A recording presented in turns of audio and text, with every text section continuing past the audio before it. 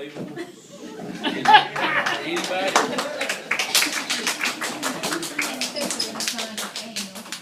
Well, yeah, especially with me, that's exactly right.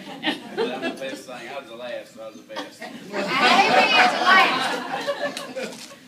But appreciate all y'all coming. I love y'all. It's been hell. It's been good times, but appreciate all y'all coming.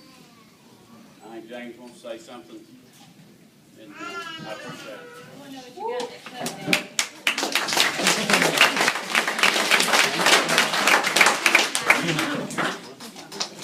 Well, I certainly appreciate being honored and asked to give a toast, and you know, people always say, "Where did 50 years go?" I don't know where 50 years go, but looking out here, I know what 50 years grows. So, a bunch of good-looking people. I see some faces that I recognize, and some Speak up, my son says, and I'll try to. Look, please, if you need to get up, go to the bathroom, go. If you want to talk, you want to go to sleep, whatever. I want to tell a few stories. I want to talk just a little bit about my brother-in-law and my sister that I think so much of. And so if you get bored with it, get up, walk around. My sister spoke earlier, and she spoke about the family, and I'm glad she did. And she went through the progression of whenever, you know, the kids and all this, and how to do that. But I was there 50 years ago, believe it or not. And if my memory serves me correct, and my brother-in-law and my sister can correct me, because I think we're the only ones left that was there that day. As I recall, it was a beautiful day. We were in a south of a little town called Clara, Mississippi. Now, some of you live out that way, and others of you say, where is that at? Well, for those of you who don't know, that's the center of the universe. And if you don't believe it, you go there and ask those folks. They'll be cousins of ours. Where's the center of the universe? They'll say, well, you're right there. You're in Clara, Mississippi. There's people that never leave that place. Wonderful place. We pulled out that day going to a place called Alabama. I was just a little country bumpkin kid, never been anywhere. And if I recall correctly, it was my mother, and the lady driving was Martha. And she was affectionately known as Big Martha. By Lord, she lived up to her name. She was a sweetheart there. Brother-in-law, correct me. We were riding in a big Fairlane 500 or a Galaxy or something. It was a big, was a Buick. Okay, big car by today's standards. And it was my mom, and she was her name was Cammie, and then her name became Kettles down the way. We'll talk about that. And little brother that they call Worm, painting his fingernails and toenails red, and the guilty party was here. You hang your heads because we know who you are. I won't talk about that today. We're going to talk about my brother and my sister. Mark me for life, by the way.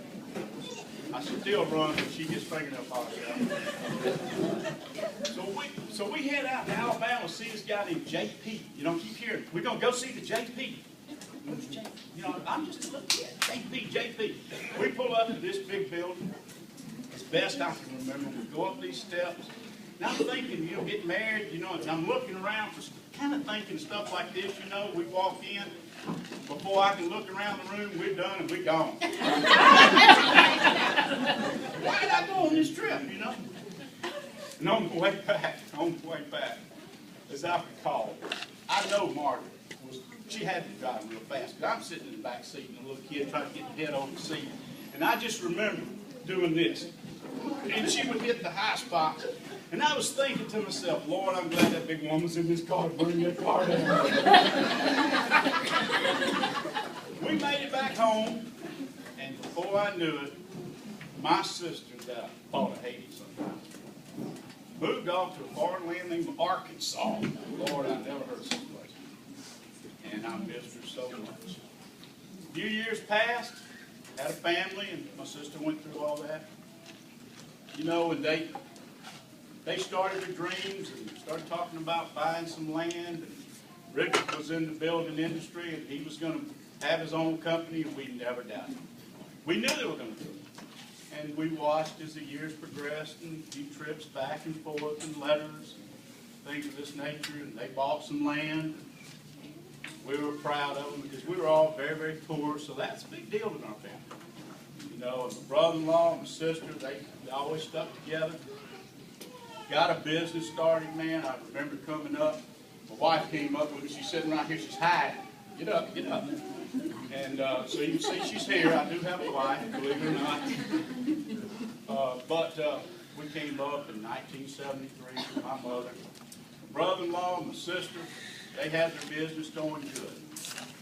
And they were just doing great. Then in the winter of 1974, my brother-in-law got some bad news. He had a curvature in his spine. Well, it didn't seem too bad, you know. Well, what's that? Well, what that turned out to be in March of 1975 was Baptist Hospital in Memphis, 2 pins down both sides of the spine. I'll never forget driving up with my mom and my wife to see him. And he was laid out in one of these roll beds, and they would flip him over. What, about every hour, brother-in-law, as I recall? And what, you in there like 37 days? 37 days, and I thought, Lord, my God, I'd go crazy. How can he drink a beer bent over like that? There's no way I can make it. But you know, my brother-in-law told me later, that's some good drugs in that place. One day I'm going in there. But we wondered, you know, we wondered what would happen. You know, would they be the same? You have to wonder because we knew things were going to change, and really I did feel for my brother-in-law and my sister. I felt for them. But you know what? In June 28th of that same year, my brother-in-law was standing in South Mississippi, and it was hot, let me tell you, for our wedding. And you know what? He was there in good spirits, did great, and I knew then my brother-in-law was going to be fine. And you think that's a remarkable feat. But now put a body cast on him. That's what he wore. For 10 months, brother-in-law, he was there in a body cast, and he was just in fantastic spirits. We knew then he was going to be okay. Well, as time began to pass, you know, a few months later, we came up, I believe it was 2 months later, and Bill, where you at? I see you back there. I see you and Bobby. We came up, I think it was July the 4th. We get to the house, you know, and we talking, and I think somebody opened a bottle of wine or two. I can't remember. It seems right, though. Next thing I know, man, we're going to the lake. And if I recall right, we went up to AJ's. Was it AJ's cabin? AJ's cabin on the lake. They grabbed these kids. I mean, in minutes it seemed like. We didn't have any kids, you know. I was barely getting myself in the car. They had these kids in the car. They both hooked up. Man, we got them. We get up to the cabin, and, you know, well, there's no electricity. Oh, man, just slow this bunch down. Bill and my brother-in-law are around there jumping power. Reaching up there and sticking it to the storage. And I want to help them, you know, but I'm going, y'all, like they're with that one. I think that's the one got the real power. They never slowed them down. Man, we got power. Boat wouldn't run. We didn't care. We had a blast. And that's the way it's been all these years since. I'm going to tell a story that no one knows.